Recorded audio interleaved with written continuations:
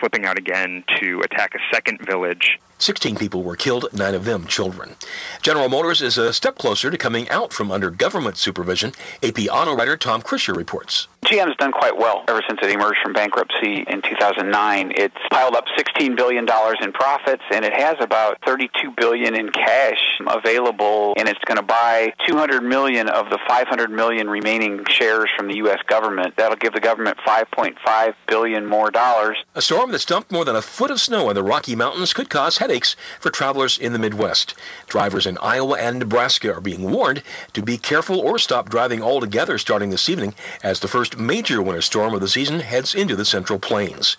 Strong winds are expected to create blizzard conditions. Delays at Denver's airport, the fifth busiest, were averaging 30 minutes because of snow and ice today. Your first stop for breaking news. This is America's Radio News.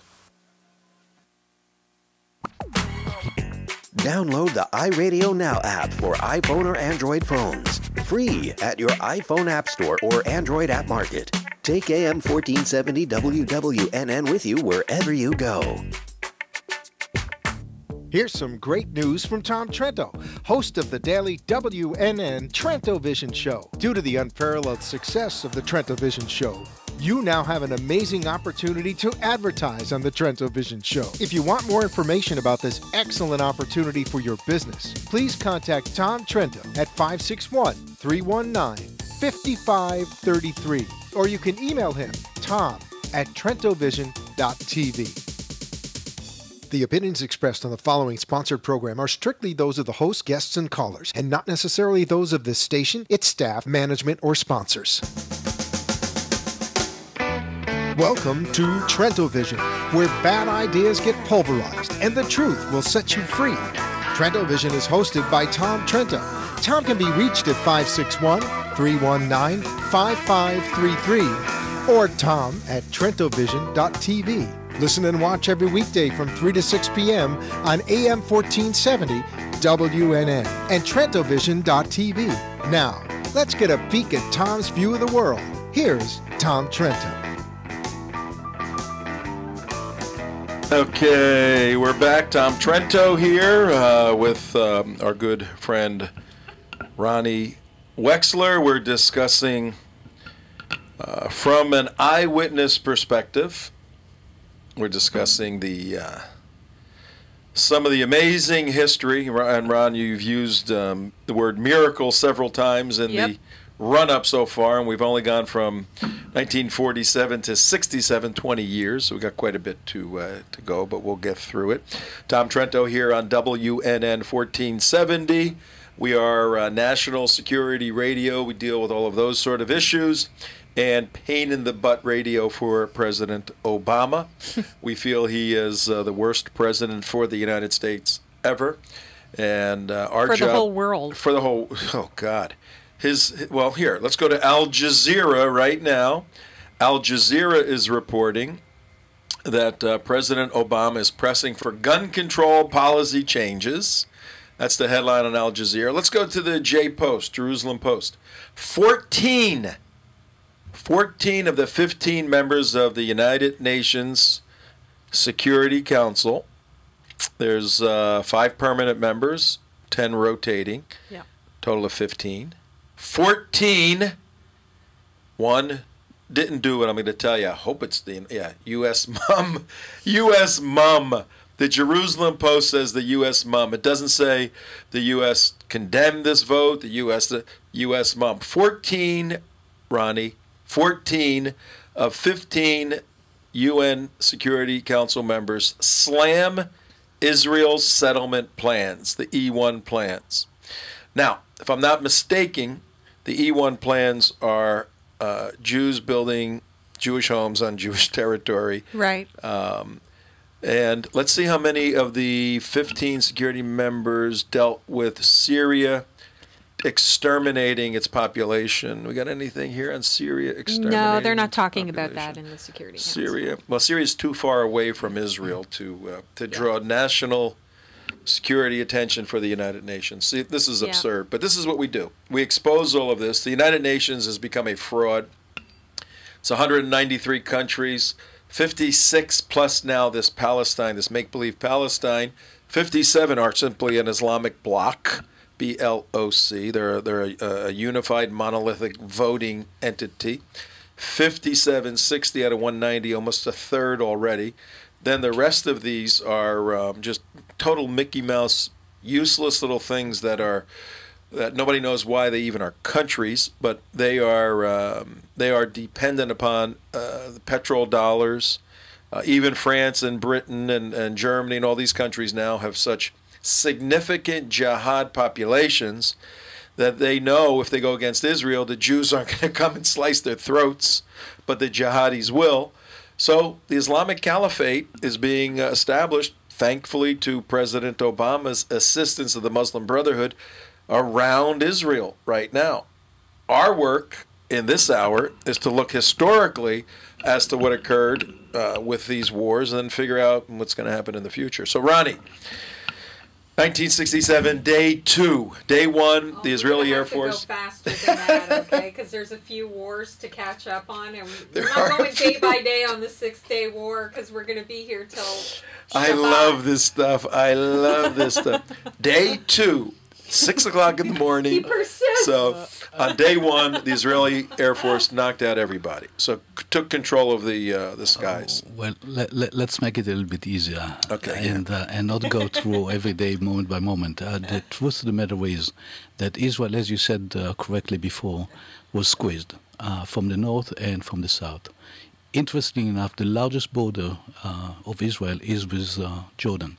This country was sort of semi-peaceful, had semi-peaceful terms with Israel, and we weren't really too worried about the action of King Hussein.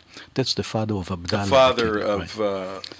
We weren't too worried about what's going on there, although this was the largest or the longest border with Israel. And of course, some of the most interesting parts evolving before our very eyes now, which is the West Bank, Samaria, Judea, is a part of Jordan.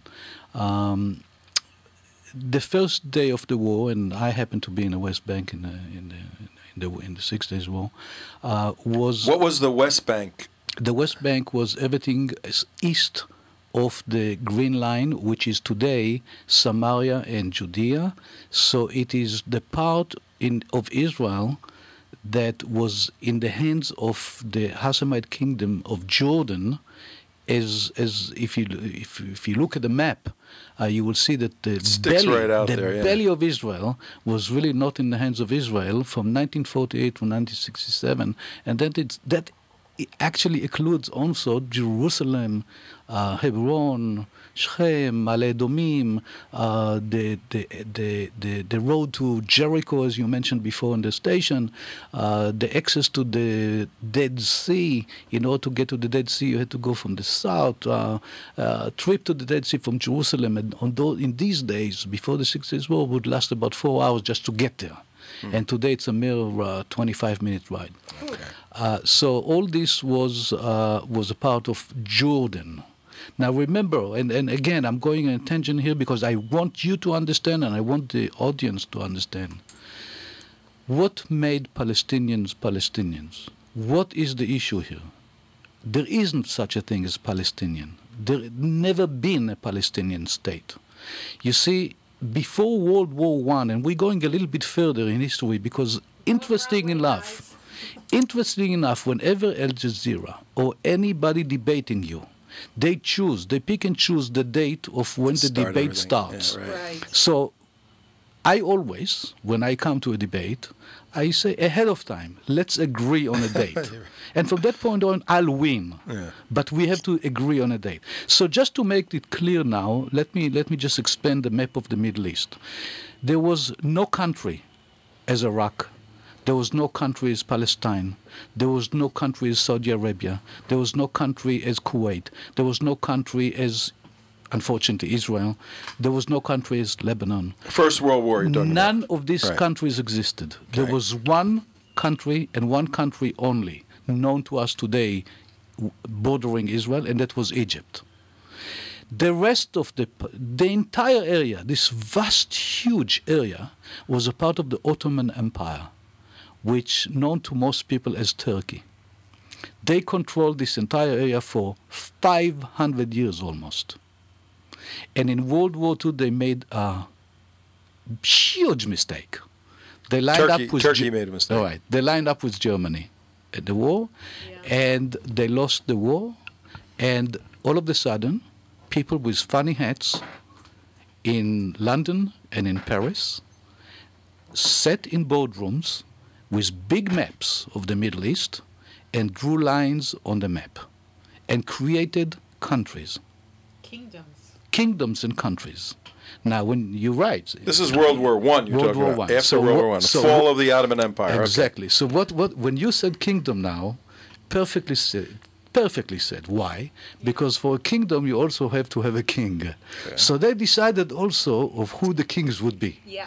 Now, if you have a king that reign over population that love him, that is a part of his general population, they feel that they are keen in one way or another to him. That's one thing. But if you create a kingdom and put a king over a population that not necessarily liking the king, you create a problem that would be for generation unsolved. Okay. This is what happened in the Middle East. All of a sudden, there are little countries, bigger countries, smaller countries. Among them, there is a mandate, not a country, over a place called Palestine. There was never a country called Palestine before.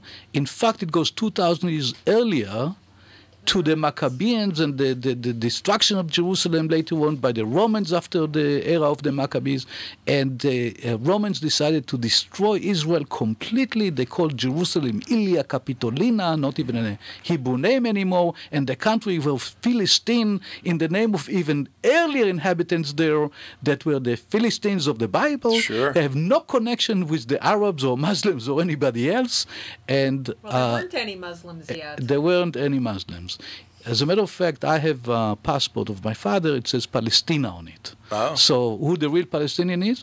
I guess I am. My father was a Palestinian. You're a Palestinian. So let's go back to this. Now, they lost the war.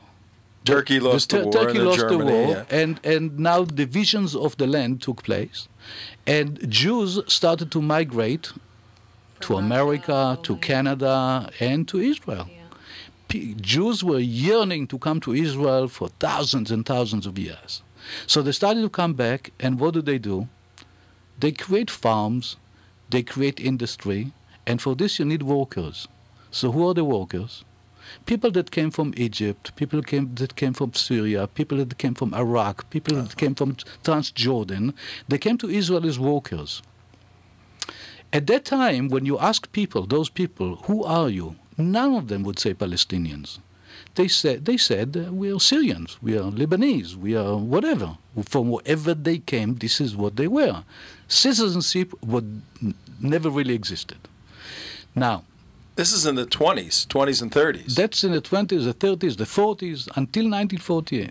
Now, there were Jews living in Israel since the destruction by the Romans. Not all the Jews were taken 70 out. 70 AD. Right. Not all the Jews were taken out. And true that 600 years after Christ, the Common Era, a man by the name of Muhammad started to educate people with certain understandings, namely the Quran. And the Arabs took root in this. Can we erase that part? Can we go back and go, like rewind and jump over that? Or? We tried. This is 670. But that was truth should be said that they weren't the problem. There's radical groups in every group, and I think that for a great number of years there was some sort of good neighborhood in the area of Israel. And to make a long story short in this regard, Palestinians were never really called Palestinians. They lived in the mandatorial part of this section that all of a sudden became freed by the French and by the Brits, and no longer the Ottoman Empire is in control. And there's a provisionary government in Israel by Jewish people that control the events and the affairs of the Jews living in this part of the land. Okay. At the same time, there was also a provisional office in Jerusalem for the Muslims, but entirely for religious affairs. And that was the Mufti of Jerusalem, who actually aligned himself with Hitler during World War II. Grand Mufti al-Hussein. Now, still, this part of the country was never Palestine. It was Jordan. It was Transjordan. The king that reigned over it was King Hussein, the father of King Hussein, that is now the father of Abdallah. So the generations that controlled that part of land was given as a gift at the time when they drew borders on the map I get it. by the British Empire. And before long, this came as a private property from one generation to the next. Now, the people who lived in Israel, or in a part of Judea in Samaria, also known as the West Bank, were subjects of Transjordan. Oh, really? They Yes. were, so if they had a passport, it would be... Not if. They had passports and they had IDs and they got their salaries from Jordan. Okay. In other words, if you were a teacher, if you worked for the government in any way, shape, or form, you were connected to the government and not to the private industry. Your salary came from Amman. Oh. So you were a subject of Transjordan. You didn't have a country. The aspiration for nationalism never existed until the Jews became the owners of the land. And they are the In owners. 48. So in 48 now. No. When? That's No, in 1920s. let's go back a little bit. In 1947, there was a partition land Right. that we talked about before. A part of Israel became part that was given to the Jews. A part of Israel was part given to the Muslims. But that part given to the Muslims was annexed by Transjordan, and it became one country. Okay. Now, between 1948 and 1967, there was never real peace between the Arabs and the Jews. There were terrorist attacks all the time. Okay. In 1967, correctly said by yourself, Israel was choked by Syria and by Egypt. They waged war against Israel. For the first day, Jordan wasn't a part of that war. In the second day, actually, there's a telephone call that was intercepted in Israel between Abdul Nasser and King Hussein, saying to him that we are already in the outskirts of Tel Aviv and we are going to divide Israel between us and Syria. You better get into the action yourself. And he got into the action, and the next day Jerusalem was liberated. The West Bank was taken in mere 2.5 days.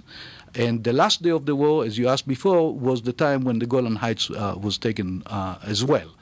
But again, let's go back to the Palestinian issue, which is the root of the problem here.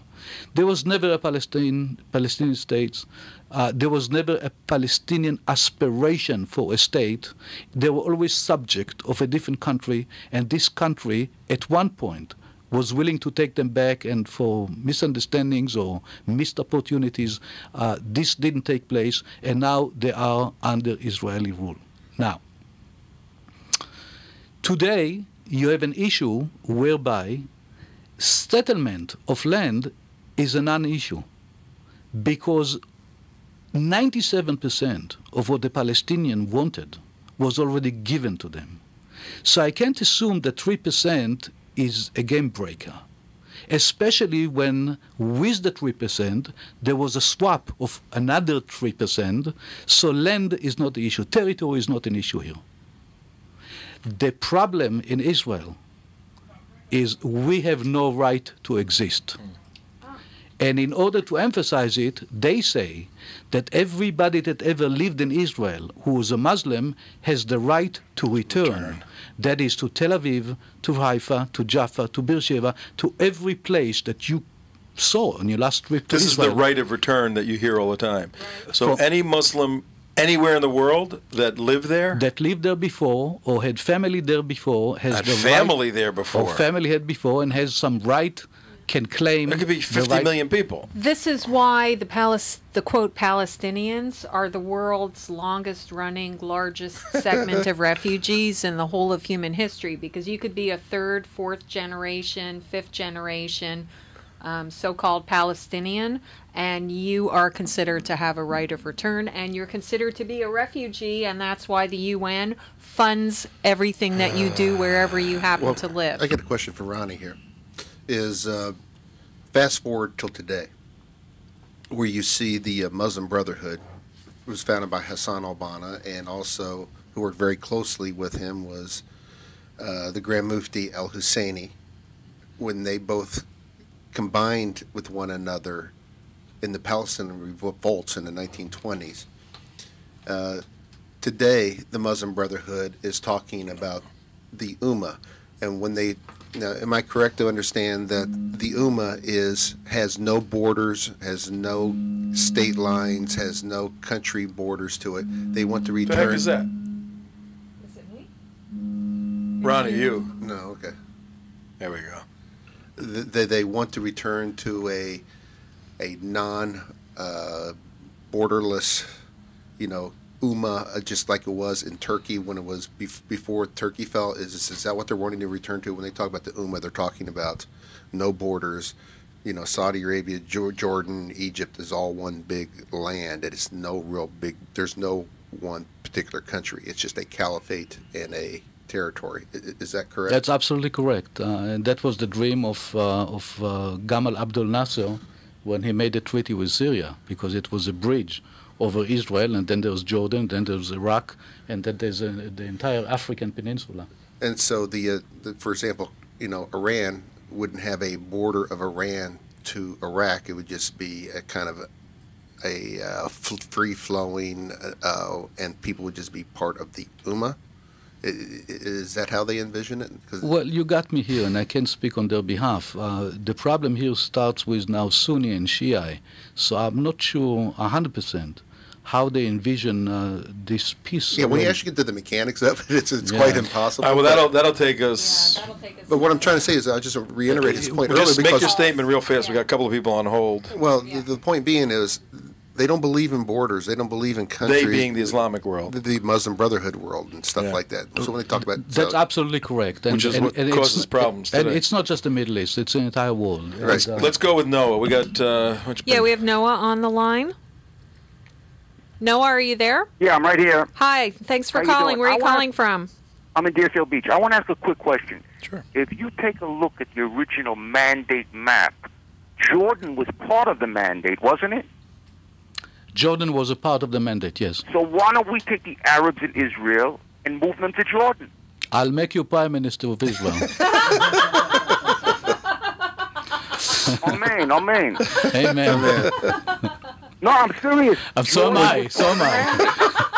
Well, here's the problem. Jordan doesn't want them, and Egypt doesn't want them, so... No, listen, one more thing. When the Ottoman Empire was broken up, there was a war between the Greeks and the Turks.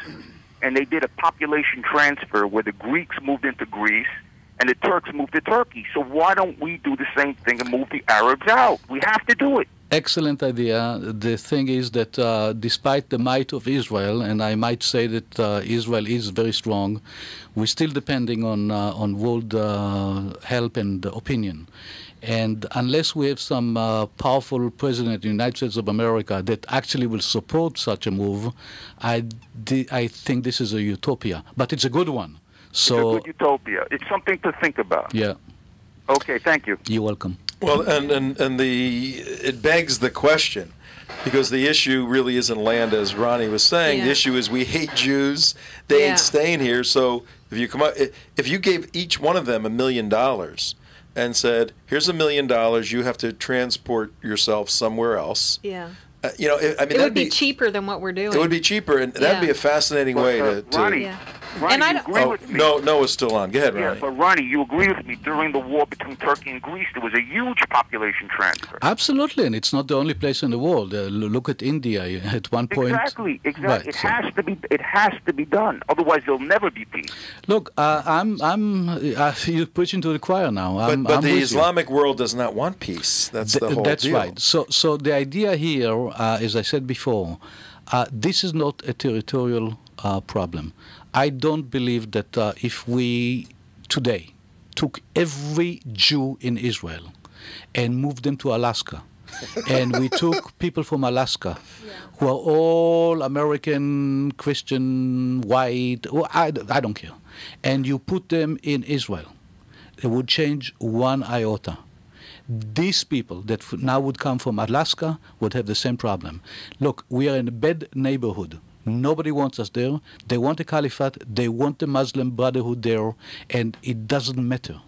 Unless It's an they get interesting rid, of everybody who doesn't belong there, and they consider us as those who don't belong, and you, my friend, from Delray Beach, and anybody else, no matter where you are from, it's not going to work. They want this place populated by Muslims who adhere to the same doctrine and the same ideas. That's all. And anybody who will tell me anything differently does not know the real issue here. Israel will exist. Thank you very much. Thank you. You're very welcome. Israel will exist and continue to exist until Islam will obliterate it. The Hamas charter, that is their objectives. It's not Ronnie saying it. This is Hamas saying it. But he added a new wrinkle. If Israel is obliterated in a practical sense and leaves, if the Jews leave Israel, Right. and they're obliterated, now the jihad will continue in Alaska. Right. But in terms of the issues in Israel, if the Alaskans move there, the Islamic world believes that's their sacred space. Nobody can live there. So Unless it would all still the be a problem. Alaskans convert to Unless Islam. Unless they convert. Yeah, but one identity, point I'd like to add to everything that you're saying is Israel right now has no friends in the world. Israel has no allies in the world. Israel has lost the United States as an ally. Actually, Israel does have an ally. It's Canada. And that's I think the pretty Philippines, much, too. And that's pretty much Canada and Micronesia. I think. Micronesia, that's what it and, was. Nine and countries. pretty much that's it. You can't really go to war on Micronesia. that. And that's my comment on that. Well, at 5:31, 31 minutes after 5 o'clock on TrentoVision.tv, on WNN 1470, those of you watching out there, you can see Ronnie and CJ and myself and Volanda, is that? We have Volanda on the line. We are at 75 degrees inside the house. What's the temperature outside the house? The cars are still moving. Right, Mike, over there? Yeah, don't speak for him on the traffic Okay. Cars are moving. Ronnie, hang on, Volanda. You ever see our traffic report? Okay. You don't follow our traffic report, Ronnie? It's going to be the same thing that it was earlier. You're not even trying. But we I'm have not. we I have am new not. people. We have new people that need to know what the traffic situation is. Hurry up before it gets dark. On Dixie Highway, sundown, there's cars moving north and south. And Okay, there it is, Okay. Ronnie. Now you can go home safely. And it's still 79 degrees 79 in beautiful downtown degrees, Boca Raton, and the Florida. sun is setting. And CJ, why don't you bring our friend Volanda on? Hi, Volanda. How are you? Hi, CJ. Glad to hear you. By Glad the way, to be you were right on back. time yesterday. Good. All right, you have a Listen, I had question for Ronnie? Yeah, I did. I had a question for him. Go ahead. I understand that at one time, the people that we know as the Palestinians were in fact in Jordan, and was it true that they tried to overthrow King Hussein or perhaps his father, and they were expelled at one point? Set me straight on that, because I'm not quite sure of all the history there. Yes, indeed. But I understand that at one time they were in Jordan. They did reside in Jordan. Am I correct? Yes, indeed. It's not that they resided in Jordan. The entire West Bank was a part of Jordan.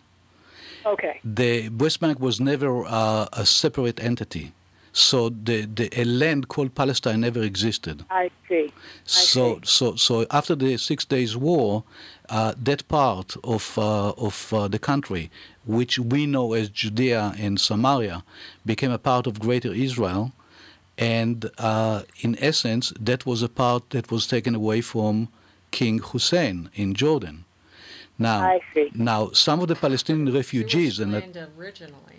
some of the Palestinian refugees who resided in the east side of the Jordan River were obviously under the rule of King Hussein. Many of the Palestinians that left Israel as so-called Palestinian refugees also moved there and into the West Bank. And they were trying to topple down the king many, many times. And many times it was attributed to Israel to actually save his life. I see. I see, because I had heard that, but I wanted to make sure that I was accurate on it, and I have to take a look at the map but there's of that area. But there's more. But there's more than that. Yeah. Once this revolt started, King Hussein unleashed everything he had against, at that point already, an armed forces of the Palestinian called. That's what I heard. Called Fatah. And actually expelled them from Jordan, and they moved into a very peaceful country that until that time was known as the Switzerland of the Mediterranean, and that country is Lebanon. And what they created in Lebanon is a mess that it will take 100 years to correct. And this is an attribution of the Palestinian Authority of today, known as Fatah, and of course the other factions. But you're right; your assessment is correct, and yes.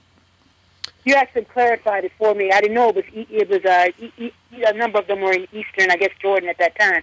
But I was wondering who was the element that tried to topple the king there in Jordan. I guess this is now a repeat, because I understand that King Abdullah is right now running into problems. Well, it's the same problem, but the majority of the country, I don't know how long you've been tuned into the program, but when I said before that kings that were given a gift, nations of themselves, actually ruled over people that don't see any kinship between them and the king. And in this case, also, the group known to be the largest part of Jordan are the Palestinians, and they should really have their own king. The Hashemite kingdom of Jordan is basically a family with a very big family, mind you, but it's still just a family. Yes. Maybe Valanda should come on our trip, to Israel in September. It's in September, so you can save your shekels. 4 shekels to $1, basically. Tom, I just wanted to let you know, you're not. If you were really serious about not having air conditioning in your van, you're not the only one. I'm serious, believe me. Trust me, he's serious. I sit next to him sometimes. I'm sweatingly serious, but that's okay. The same here. So. There are some people that don't have shoes when they drive their vans. Good to hear from you, Valanda. Thank you. Thank you. Good question. Good to hear from you. Take care. Good question. Bye-bye. Yeah, one observation about what you're saying in regards to the people not wanting or having allegiance to the created kings, basically, and that's especially if the majority of the people are from different tribes than where the king is from. And really, the Middle East is so tribal, particularly, the Muslims are pretty tribal everywhere. So, that's a big problem that you see today, especially in Syria. And that goes back to the problem we're facing today. Either you have to have a ruthless dictatorial king to squash these people down who are wanting to overthrow you constantly and repeatedly, or you have a theocracy. That's the only 2 options in Islam. There is no democracy. Democracy is a ludicrous attainment of some type, because they're always going to vote for the theocracy or a ruthless state. Yeah, so. I agree. There's another issue here that I think is worthwhile mentioning. In the history of mankind, there was never a situation whereby refugees remained refugees 5-6 generations later, especially when these refugees are speaking the same language of the country that they immigrated to have And the living same in homes, fate, going to school, the same fate, the same language, the same everything, and they still remain refugees. So, the question that one must ask is why? Because if you come to as a refugee, as an Arab refugee, you come to an Arab land, why is that country not accepting you to be a full-fledged citizen? And a part of the Palestinian plight is that they live for 67 years now in places like Lebanon and like Syria and like other places as second-class citizens. They are almost like indigenous in the countries that they really belong to, and yet they're being pushed away. So there are real issues where the Palestinian camps in Lebanon and in Syria and in other places are not allowing the groups of people to become full-fledged citizens, not allowing them to participate in society, not allowing them to do what citizens usually need to be doing in order to become active in society.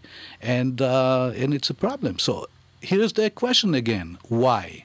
And the why is very interesting, because when the Palestinian issue started, there was when did it start? In 1948, after the 48 war. When that situation started, an understanding of the United Nations was that there's need to be a branch in the United Nations taking care of refugees, specifically Arab refugees. So this UNRWA. This UNRWA is United Nations Relief Agency that was created predominantly to take care of the poor Palestinian refugees that left Israel. I want you to know that those people who left Israel were given also the opportunity by David Ben-Gurion to return, but there was a deadline. You either return by such deadline or you don't return at all. And all of them did not return, not even a few. And the reason for it was, I believe, pressure by the Arab world. If you go there, you will be considered as traitors. You know, you're going to be among Jews, and that's it. So now what happens? UNRWA, United Nations Relief Agency, is giving money on a regular basis. No wonder when Yasser Arafat died, there was $5 billion in his account. Unbelievable. Now, if this money infiltrated and came down all the way down to the people who really are in need, I can see the reason for this organization to actually be still active. But it doesn't. The Palestinians in the refugee camps are really poor people, and the money being given to them is not managed correctly. And the only reason for them not to become full-fledged citizens, I shouldn't say the only, but one of the good reasons why they shouldn't become citizens is UNRWA will stop sending money. Sure, of course, they cut the pipeline. Now, another thing, Tom, you know it or you don't know it, but people in the Palestinian camps never die. So they continue to collect money forever. Funny how that works. Yeah. So these quote-unquote refugees, from what you were saying, are simply tools to make the world feel guilty, and they're and everybody knows it. And everybody knows it. It's a big scam. It's an open secret that it's just a complete and total scam. Yeah. That this whole thing we got to follow it, or they're going to kill us. They're going to follow it. So we don't follow this scam, we're going to kill you. But it's such a farce. I mean, basically, it is a farce. And another thing that should be brought up. There was about, according to Arab sources, there were about 1 million refugees that were created by the War of 1948. At the same time, there was about 1 million Jews that were expelled from Arab lands. So that was a swap. I think one of the audience that called before said, why don't you just send all the Arabs to one? Right. Well, actually, there was, in a way, something of this nature, but it wasn't planned that way. Right. The Arabs, after 1948, expelled Jews from their lands. So Jews were pushed away from places like Iraq and Egypt and Syria and other places. 1 million refugees came to Israel. They wanted to come to Israel.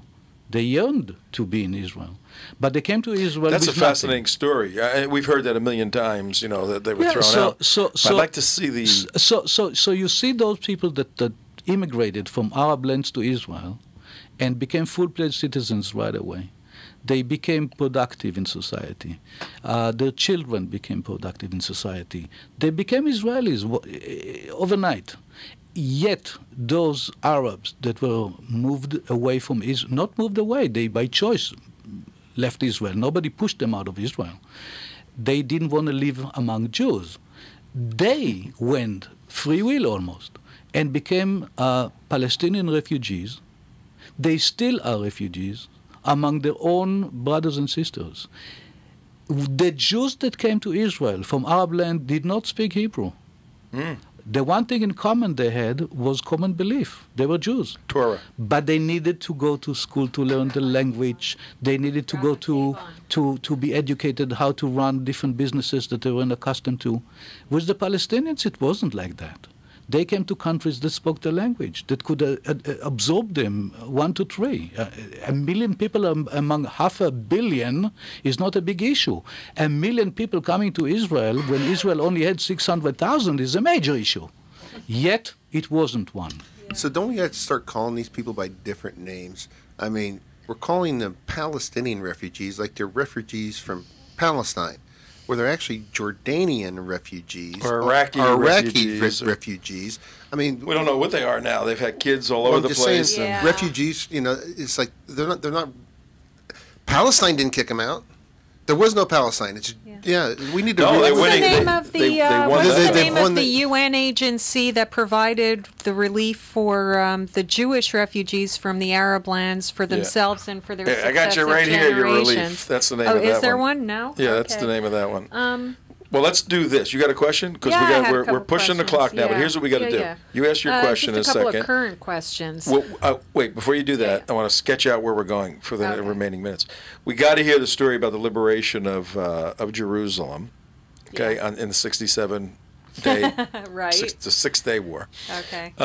And we're going backwards again. And then we'll stop there. You're going to have to come back because you were here. We're going to talk about the heritage study tours and all of that, which we want to do after you ask your question for a few minutes. But we didn't know you were a historian. Yeah. I guess we this should. This is an extra treat. It's a tour guide. Yeah. But it's more than that. What's your question? Then we'll get into the tour guide. You know, I'm not sure if you want to get into it today, but I wanted to. Earlier, you spoke about red lines and green lines, and I wanted to get your opinion on the quote current red line for Israel. And parallels today from everything you're telling us about history, where Israel is really surrounded, almost besieged, and completely and very much isolated in the international community. Well, those are loaded questions, and they demand very good answers, and I don't think we have enough time to do that. But what I'd like to do is I would love to come again because I think this is necessary. But I'd like to say something positive about Israel, and we just saw rockets landing on Tel Aviv and Rishon LeZion, and of course the southern part of Israel, and it's like never ends. It's like the everlasting story, and every generation in Israel is saying today would be the last time we see war because we declared not peace but ceasefire. And yet we see now the Muslim Brotherhood in Egypt taking over, and all of a sudden all the ceasefires, not ceasefires only, but also the peace agreement also may be going out. But what about Israel? I know that many of the audience been to Israel before, and they have a good evaluation of what Israel is all about. And one thing about something that just happened to me just a few days ago is somebody brought me a picture, an aerial picture from space, and it shows the entire Middle East, and the entire Middle East looks like a rug of white and yellow and dull colors, and all of a sudden in the middle there's a patch of green grass, and almost without showing borders, you know immediately this is Israel and this is outside Israel. Right, that's why I said the green line was. And also another thing in Hebrew, and just the attachment of the people like me and my friends and my parents, may they rest in peace, and my family in Israel. There's a saying that the lingua in Hebrew is different. When I call somebody in Israel on the phone, I would ask him, I would want to ask him, where are you now? And the follow-up question will be, Ani ba'aretz, I'm on the land, in the land. There's not a question, what land he's talking about. He would not say, I'm in Israel or in Tel Aviv. Right. Ani ba'aretz or ani lo ba'aretz. I'm on the land or I'm outside the land. Yeah. And this needs to be really evaluated in a way that is almost impossible to anybody that did not experience life in Israel or being in Israel. When you give when an order in the army is being given, go ahead. Actually, there's no such thing as go ahead. As always, follow me. It is look back, look at your houses, and this is what you're protecting. Your family is there. It's not like going to Vietnam. And don't get me wrong, I'm not blaming America for anything. But it's not like going to wage war in a different place. Right. It's looking back and see your homes and say, we are circling now the home, and we are protecting the home. Now, Israel is a very unusual place. Israel is a part of the world that has hardly any natural resources. It hasn't got oil, although oil is very close by. It hasn't got any significant natural resources whatsoever. But what Israel has is a wealth of brains. So everybody in Israel is an inventor. And everybody in Israel is trying to excel in a way that they either invent things, resolve a situation, and make things out of nothing. Yesh me'ayin, there is a saying in Hebrew. Getting something out of nothing. And think about it. Everything that you have at home, whatever we surrounded here with computers, with telephones, everything was invented at one point or another by Israeli scientists to sit there with the Microsoft of this world, the Apple of this world, with everybody else, and made those things happen. I want to focus maybe on the good part, on the tremendous ability of Israel to help the world. So my mission today, and I'm working with Daniel Ayalon, who we met a couple of weeks ago here, the Ministry of Foreign Affairs, is to try to get these major inventions that can bring peace and tranquility and a better understanding to the world by giving them what Israel invents. Not in warfare, but in agriculture, in clean water, in technology that can make life wonderful. Everywhere I go, in Africa, in Asia, in South America, I see Israeli technology doing its best. And I'm very proud of that. And I think that if the world start getting in tune to that, rather than kids throwing stones in Jerusalem and all of a sudden helter-skelter because of a few stones being thrown in the middle of the city, and in neighboring country 40,000 people are being killed by their own prime minister or president. Let's focus on the bright stuff. Let's focus on what Israel can offer. Let's see what Israel is all about. Israel created a green, beautiful garden in the middle of a desert. And this is biblical prophecy. Because the Bible said that one day I will turn the desert to a blossoming garden. And it's happening before our very eyes. So the kids in Israel, my friends, my children, my friends' children, my family, everybody, when we are in Israel, we're protecting that which was given to us, which is a gift. And the gift is not a territory. It's not just a territory. It's the attachment of the people to the land. And that started on I believe, almost in the day of creation. Because the story, if we believe or if we choose not to believe, there's a story, there's a storyline. I take the Bible. If you're a non-believer, just take the Bible as a timeline and see what happened in that part of the world. Oh, that's very, very nice, very positive. And for someone who's been there with some of us here, All you said and more is the experience in Israel.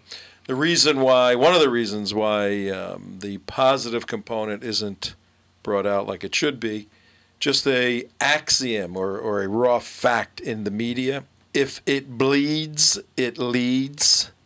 If it doesn't bleed, it doesn't lead. If it bleeds, it leads. So it's the bloody, gory, shocking, 20 kids dead kind of stories that get attention. But no, Israel's got a tremendous story to tell, and our good friends who, the Clarion folks, made a documentary entitled Inside Israel. And it goes just into that sort of information. You can go to radicalislam.org, radicalislam.org.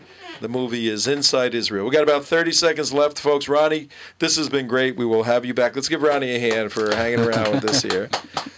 We're only on, we haven't gotten to Jerusalem in June 7th, 1967. That's a phenomenal day.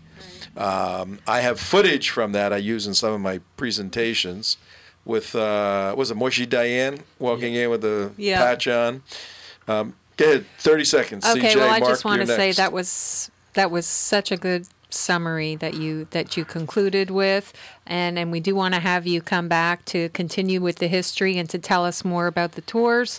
And since you did such a good job, we're not going to make you buy us supper today, but we do hope that you will come back and visit again. Yes, Mark.